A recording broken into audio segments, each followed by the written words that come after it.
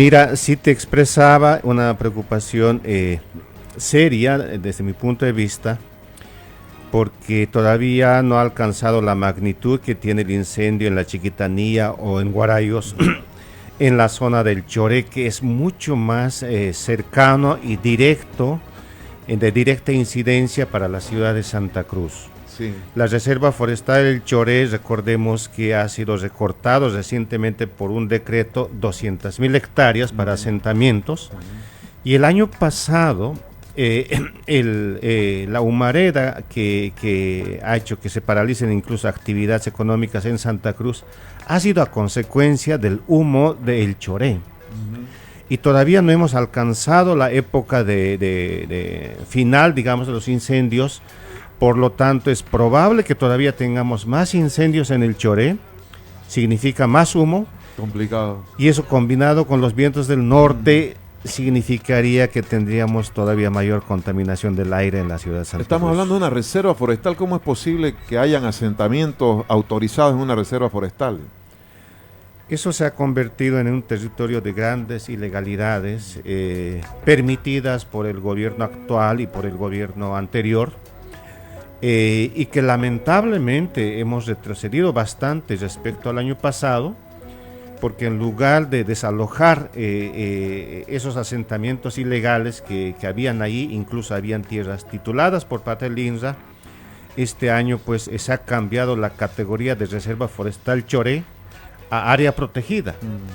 Pero ese cambio ha servido de camuflaje para recortar en realidad como área de manejo integrado cerca de 220.000 hectáreas, que hoy en día, según entiendo, por el decreto, están susceptibles de convertirse en propiedades privadas, en comunidades, en legalizar lo que había de ilegal allá. Ajá, ¿son espacios o hectáreas destinadas a la producción agrícola? En este momento, por lo menos existen unas 40.000 hectáreas en esta zona recortada del Choré, que Tufí se han desmontado. Sí. No solamente están desmontadas, sino están parceladas. Están reconocidas comunidades de sindicatos que son ilegales en la zona, y que en esas tierras se está incorporando agricultura mecanizada. Es una zona donde incluso el INRA ha hecho proceso de saneamiento. Es verdad cuando dice el INRA que no ha entregado títulos agrarios, porque esa sería la peor ilegalidad en la zona del Choré, pero ha hecho proceso de saneamiento.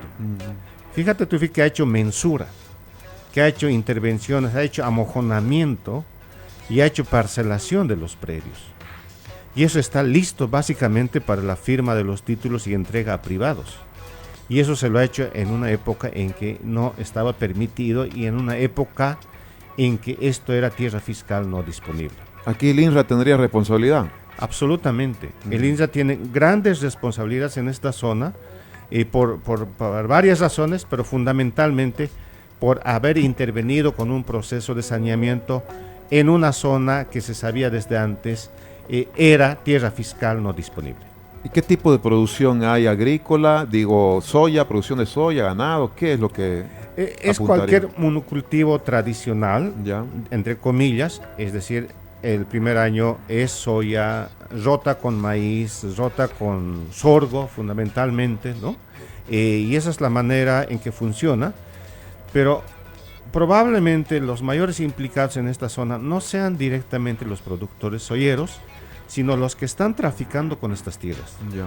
Y estos que están traficando con estas tierras tienen relación directa con los asentamientos de la zona del trópico del Chapare. Si un 80% fácilmente son de Yapacaní y del Chapare. Entonces no son comunidades reales en el sentido de que no hay escuela, no hay gente que vive, no hay asentamientos, no hay un núcleo urbano en esa zona. Solamente hay tierras parceladas, deforestadas y que han pasado de manos. Que las venden, las... Sí, los periodistas de Santa alquilan. Cruz han ido el año pasado y Sí. han mostrado que había incluso letreros de oferta de compra y venta de esas tierras, ¿no? ¿Y quiénes son los que...? Bueno, la están recibiendo gente de Chapare, como usted dice.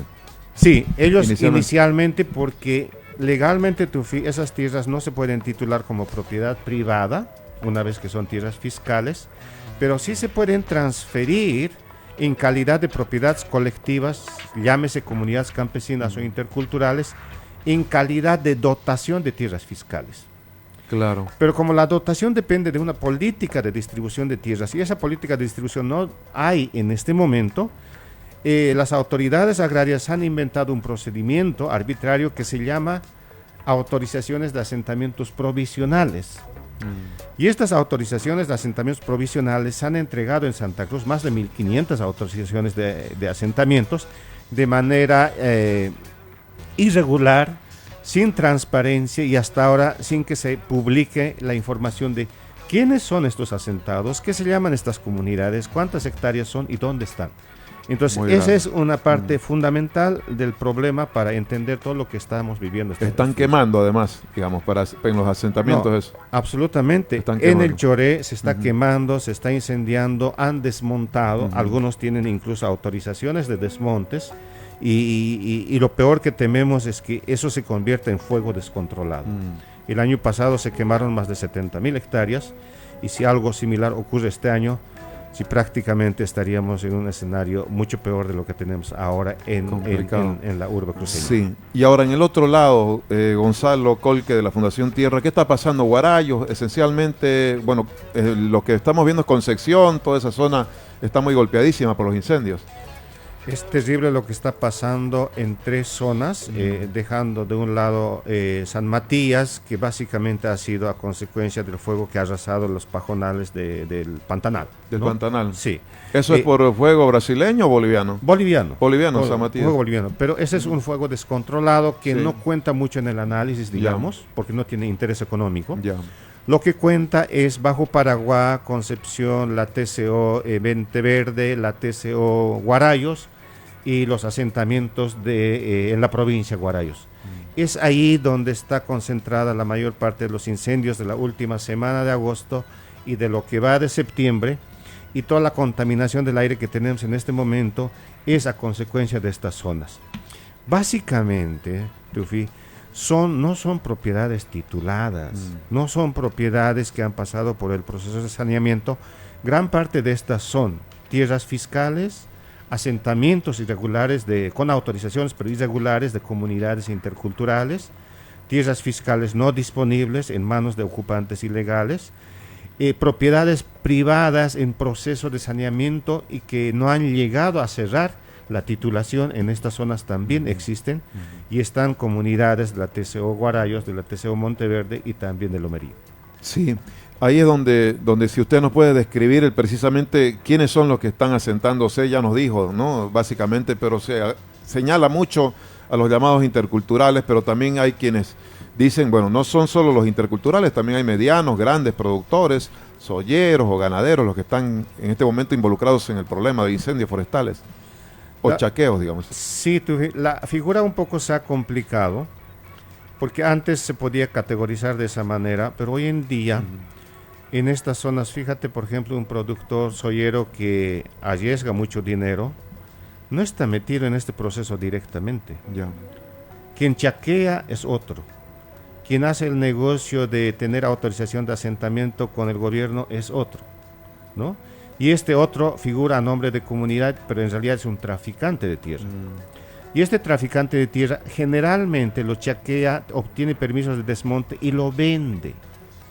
Y no lo cultiva o lo alquila, no lo cultiva directamente. Sí. Entonces el que entra con capital es el que quiere invertir, quiere trabajar la tierra, quiere producir, ¿no es cierto? Entonces son como estamentos separados. Por ejemplo, los menonitas están en esa figura y ellos dicen, miren, nosotros hemos comprado de buena fe estas tierras a alguien y no sabíamos que era ilegal, que no estaban tituladas, ¿no es cierto? Entonces mucho de esto hay en estas zonas, por eso creo que hay que mirar de otra manera quienes están implicados, y esta es una cadena que empieza desde abajo, desde una ilegalidad, arriba donde existen responsabilidades directamente de las autoridades que emiten y firman estas autorizaciones de desmontes y quemas.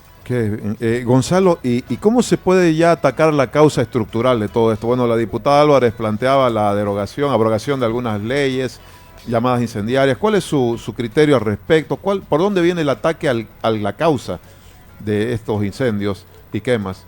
Mira, estimado Tufi, mucho tiempo, y la Fundación Tierra también, ha abogado bastante de la abrogatoria de estas leyes llamadas incendiarias. Y esta abrogatoria, obviamente, se ha hecho en el sentido de que ha flexibilizado demasiado la normativa vigente. Pero haciendo un análisis más cuidadoso, especialmente por lo que está pasando este año, no pasa en grandes propiedades privadas, por ejemplo, como antes, nos damos cuenta que hay un problema todavía mucho mayor, y es el hecho de que en general la normativa agroambiental es demasiado permisiva y maleable a los intereses de estos sectores, que buscan el lucro fácil, inmediato y legal. Entonces, la única manera que veo en que hay que solucionar esto es empezar a identificar la zonificación de dónde se va a permitir la agricultura mecanizada y dónde no se va a permitir bajo ningún concepto la agricultura mecanizada. Y ese mecanismo técnico jurídico no lo tenemos en el país. Brasil lo tiene. Se llama zonas ecológicas económicas, que delimita entre las zonas que son posibles de tener agricultura mecanizada y las zonas donde no. Y esto es al margen de qué tipo de tierra es. Si es comunal, si es privado, si está en proceso de saneamiento, si es grande, si es pequeña, si es de intercultural. Esto tiene que ser al margen del tipo de propiedad que existe o de las disputas de propiedad que existen en esas zonas y básicamente obedecer a criterios técnicos, económicos y productivos. Esto es lo que no tenemos y creo que es lo que hay que hacer en los próximos meses antes de que llegue la próxima gestión y ojalá podamos tener una ley ya impulsado incluso desde la sociedad civil para tener una zonificación que definitivamente diga dónde no es posible tener esta agricultura mecanizada.